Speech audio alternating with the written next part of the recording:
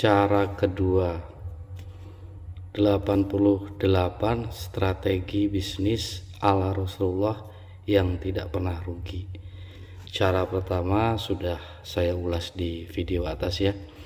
Cara kedua saya bacakan, kreatif dalam berbisnis. Rasulullah Shallallahu Alaihi Wasallam dalam berbisnis dikenal sangat kreatif.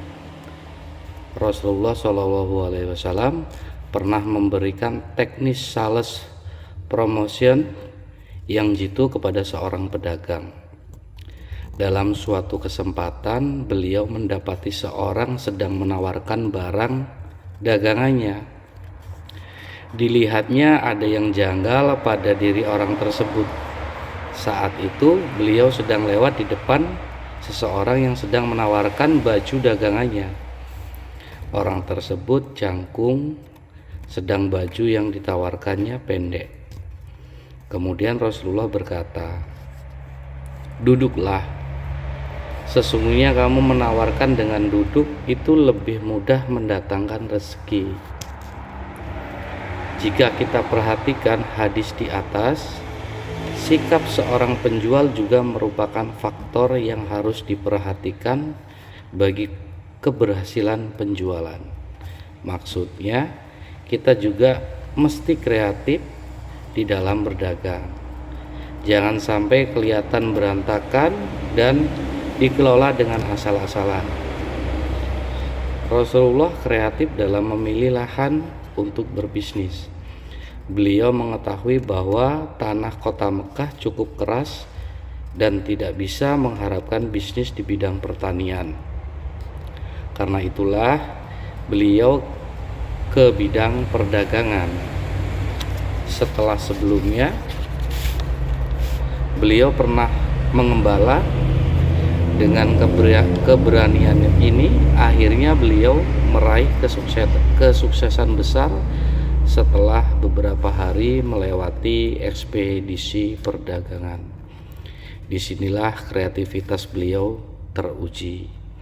Dan kreativitas tersebut beliau bisa bertahan hidup dan mapan dengan menekuni dunia perdagangan. Kreatif yakni melakukan atau menciptakan hal-hal yang baru dari sebelumnya. Sebagai contoh, setiap perusahaan atau pabrik mempunyai tim kreatif untuk mendesain produk semenarik mungkin. Karena itulah dalam dunia kreatif, ide adalah segalanya. Saking mahalnya sebuah ide, perlu tim tersendiri untuk merumuskannya.